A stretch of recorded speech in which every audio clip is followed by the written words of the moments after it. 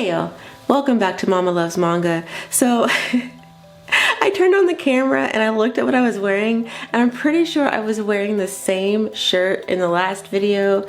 Listen, I'm a minimalist, so I wear a lot of the same things over and over again. I don't know why I felt the need to point that out. Y'all probably didn't even notice, and if you did, you're probably way too nice and polite to actually say something, but you know, whatever. Anyway, so today I'm here to do another unhaul. I've only done one other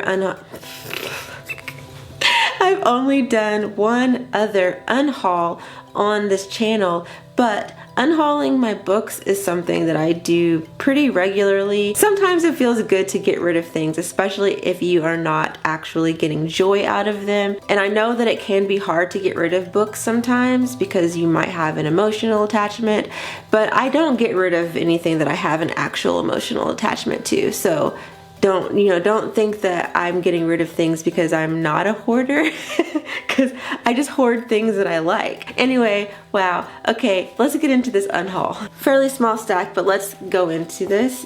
First I have volume 1 of Time Machine by Hideyuki Kikuchi and Misaki Saito. Time Machine follows this guy right here. I cannot remember his name. Let me cheat and look on the back.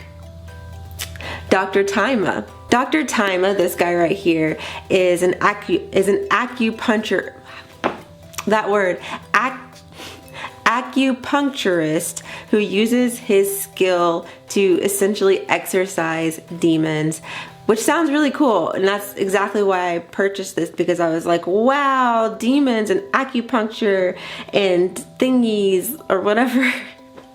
I love things involving the occult, as long as I'm personally not involved in it like too deeply, because I believe in stuff too much and I get scared. I don't like to mess with demons. I was also extremely intrigued by the cover. Honestly, he's gorgeous. There was a time when this look right here was so my aesthetic. I loved male characters who looked like this. I still do, honestly, real talk.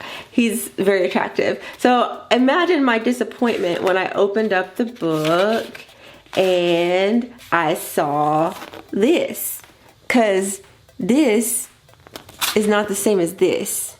Okay, maybe I'm incorrect. No, see, not the same.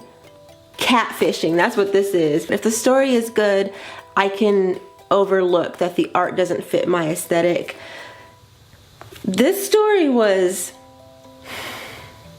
strange, to say the least, and not strange in the way that I love it. Sorry, I'm filming in natural light, by the way, so the lighting is gonna go in and out. I might disappear a couple times. First of all, why even are there demons? You don't really get an explanation about like why there are demons, why this guy is using his powers to fight demons. You're kind of just thrown into this world without any previous knowledge, which sometimes can be fun, but in this case, it made it just hard to follow and hard to get into. Also, you don't really get to know the characters all that well. There are a couple of scenes that made me go, huh? I'm thinking of a specific one involving this young woman right here. She is Dr. Taima's like nurse secretary person, and there's a scene where she essentially gets, I know that some of y'all are young who watch my channel, so I'm going to try to not say anything that could be inappropriate, but all I'm gonna say is tentacles. I don't know, I guess if you're into that, I'm into a lot of things, but I'm also not into a lot of things, and that's one of the things. Anyway, moving on. Another issue I had with this is that this is the only volume that was printed in English. I had finished this and I was intrigued enough at the time that I wanted to see if there were more, and when I started to look, I couldn't find any, and then I did some research and found out that ADV manga is no longer a thing. It went out of business ages ago. Even if I had wanted to, I couldn't finish this series because it's not in English. There is a second, like a spin-off series that is available in English. I'm not sure if I'm interested enough to get it, but I might actually do it. Although I didn't quite love the story and I don't love the art, I do think it's kind of fun to have it in my collection. Yeah, so I might end up keeping this, but I might not. I just wanted to add it in the unhaul just in case, but I don't know. Y'all tell me in the comments, should I keep this for the reasons that I just mentioned? Next, I have volume 1 of Tramps Like Us by Yayoi Ogawa. Yayoi Ogawa. These names, oh my goodness, I need to get better. Tramps Like Us follows a woman named Sumire who has had a pretty good life up until the point where she finds out her boyfriend is cheating on her. She gets demoted at her job and just things start spiraling from there. One day I think she's on her way home from work, she ends up running across basically this guy who is in a box. I think he's like sleeping in a box. He's essentially homeless. She knows nothing about him, but she kind of feels bad and is going to go ahead and let him stay with her for I think like a night or so at first, but he convinces her to let him stay there, and so she allows him to stay with her on the condition that he acts as her pet. I'm not going to lie, I did enjoy it. I thought it was strange, but it was funny and a little endearing. Like the characters were kind of endearing, and I just thought, okay, I don't hate this. But there was something that kept just nagging at me as I was reading this, and it was the ages, because I knew that Sumire, the main woman, was in her mid to late 20s. But the young man that she's been keeping as a pet, I wasn't so sure about his age, because throughout this first volume, you do find out a little bit about him, but it's just not quite made clear how old he is. So I go online and I try to find information about how old this guy right here is. Sumire is between 10 and 12 years older than Momo. If she is actually 26 years old and there's a 12-year age gap, that's disgusting. And I try not to be judgy. I really try not to be judgy, but some of y'all might know that I have children and my oldest son is 12 years old.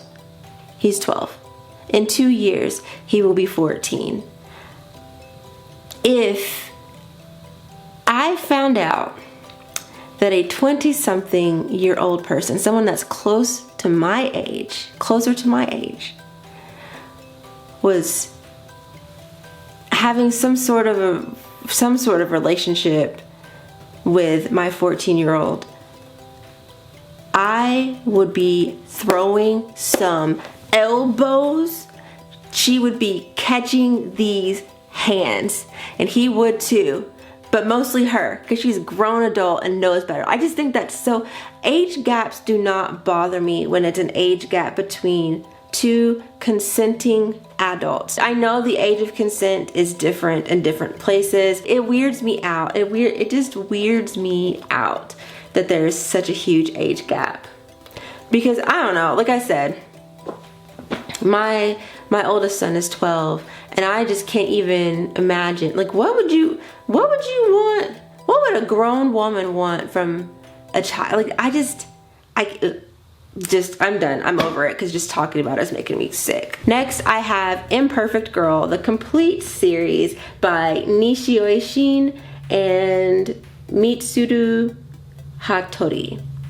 I really liked it. The only reason I'm unhauling it is because it's not something that I would reread. This series has some twists and turns, and once you go through those twists and turns, it's hard to forget.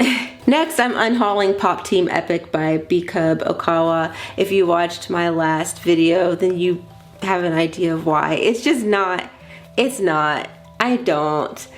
And I have Japan by Buronson and Kintaro Miura.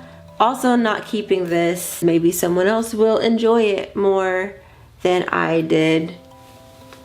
finally, I have Volume 1 of Magical Girl Special Ops Asuka. It's not for me. So that's it for this video. I will say that next week I might not have a video up because I'm visiting my family in Colorado, so I'll be gone for a week. I'm gonna be hanging out and chilling and eating food and going out with my brothers and cousins and stuff like that. So yeah, but anyway, I hope you'll have a great weekend and a great week, and I thank y'all so much for watching, and I'll see y'all in the next one.